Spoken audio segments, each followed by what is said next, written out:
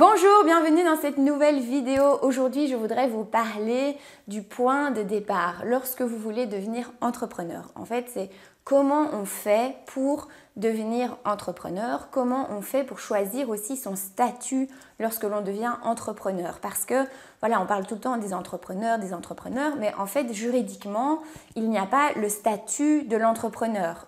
On parle d'indépendant. Et en Belgique, il y a différents statuts que vous pouvez adopter lorsque vous voulez vous lancer en tant qu'indépendant. Donc aujourd'hui dans cette vidéo, on va voir quels sont ces différents statuts qui existent, quelles sont les différentes possibilités que vous avez. Ça, c'est une première partie. Dans les prochaines vidéos, on va aussi voir ensemble comment faire pour passer de votre statut social actuel, donc par exemple salarié, fonctionnaire, peut-être chômeur, étudiant, au statut d'entrepreneur, au statut d'indépendant pour démarrer vos affaires dans la vie économique. Donc aujourd'hui, on va voir les différents statuts. Alors en Belgique, on n'a pas vraiment l'équivalent de ce qu'on appelle aujourd'hui en France la micro-entreprise ou ce qu'on appelait avant l'auto-entrepreneur. En Belgique, on n'a pas vraiment ce système-là. On a d'autres possibilités. La première possibilité que vous avez comme statut social, c'est de devenir indépendant à titre principal.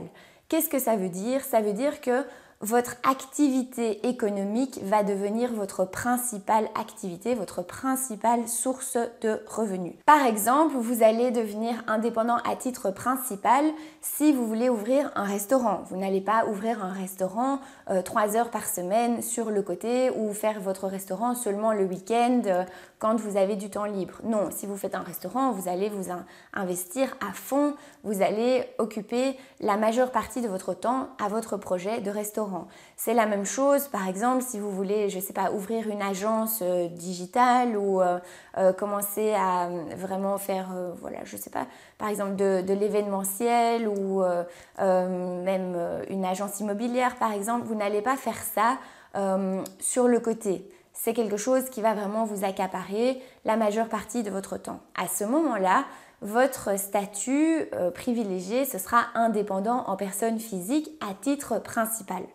Vous pouvez aussi, si vous êtes comme ça lancé dans les affaires, on va dire, vous pouvez aussi choisir de directement créer une société et passer en fait en indépendant, mais en tant que dirigeant de société. Ça, c'est un statut aussi bien spécifique. C'est pour les personnes qui créent leur société et qui font leurs activités économiques à travers leur société. Mais ça, je ne rentre pas dans les détails. C'est un peu les deux possibilités si votre activité est faite à temps plein, on va dire. Maintenant, il y a un autre statut, c'est celui de l'indépendant à titre complémentaire. Et ça, c'est un peu comme son nom l'indique, c'est complémentaire. Ça veut dire que vous avez déjà un travail, vous êtes déjà salarié, vous êtes aussi parfois fonctionnaire. Alors il y a aussi des autorisations à demander de temps en temps, on ne peut pas juste comme ça s'installer à titre d'indépendant complémentaire. Il faut que ça soit aussi parfois compatible avec votre métier actuel, mais bon, ça c'est des détails. Vous pouvez en fait avoir une activité indépendante en complément de votre travail actuel. Et ça, c'est ce que vous allez faire justement dans votre temps libre, par exemple pendant vos soirées, pendant vos week-ends. On pourrait dire que vous êtes, je ne sais pas, par exemple, vous travaillez dans une banque la journée et puis le soir, vous faites par exemple de la vente à domicile de gadgets en tout genre. Vous pouvez aussi avoir votre job voilà, dans une boîte, on va dire vous êtes dans le département ressources humaines et puis le week-end vous faites du coaching ou des consultations, je ne sais pas par exemple d'hypnose ou de yoga, de cours de yoga, enfin voilà, il peut y avoir plein de choses que vous pouvez faire en complément de votre travail à temps plein, de votre travail salarié. Alors, il y a mon chat qui est arrivé, qui commence à jouer avec mon micro, alors je vais vous le montrer parce qu'il est trop mignon. Viens ici. Voilà, ça c'est notre petit chat qui nous a rejoint il n'y a pas très longtemps et donc elle est encore toute jeune et elle joue avec tout ce qui bouge. Bon, je continue.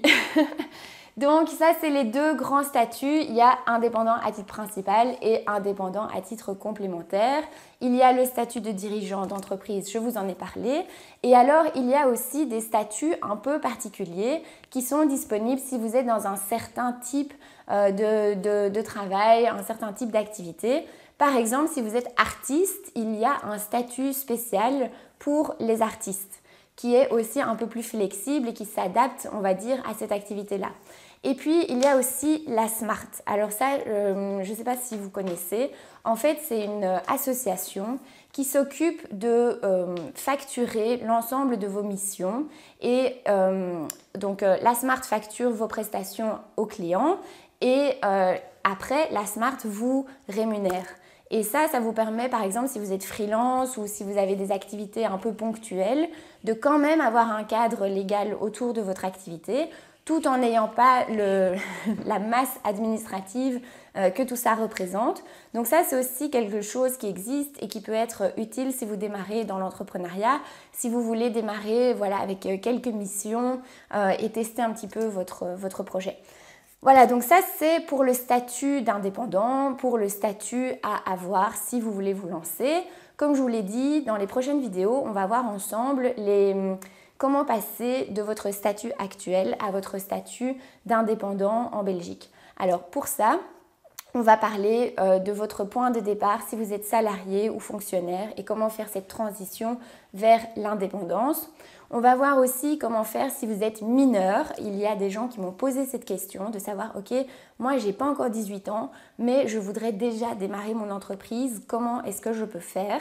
On va voir si c'est possible, si c'est pas possible, si vous pouvez le faire assez facilement ou pas.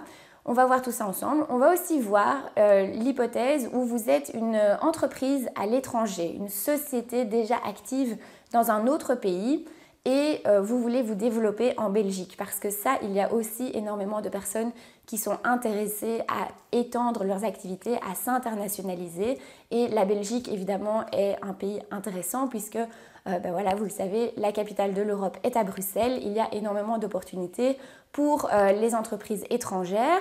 On va voir tout ça, on va aussi voir l'hypothèse si vous êtes chômeur, voilà, ça peut être votre cas. Il y a beaucoup de restructuration pour le moment dans plein de grosses boîtes. L'entrepreneuriat, c'est une chouette porte de reconversion, ça va vous redynamiser, etc. Il y a aussi beaucoup de personnes dans ce cas-là. Donc, comme il y a beaucoup de choses à dire, eh bien, je ferai des petites vidéos pour chaque cas particulier. Donc, si vous n'êtes pas encore abonné à cette chaîne YouTube, faites-le dès maintenant. Abonnez-vous, likez cette vidéo et puis moi, je vous dis à très vite pour la prochaine vidéo. Passez une bonne journée et à bientôt. Ciao, ciao!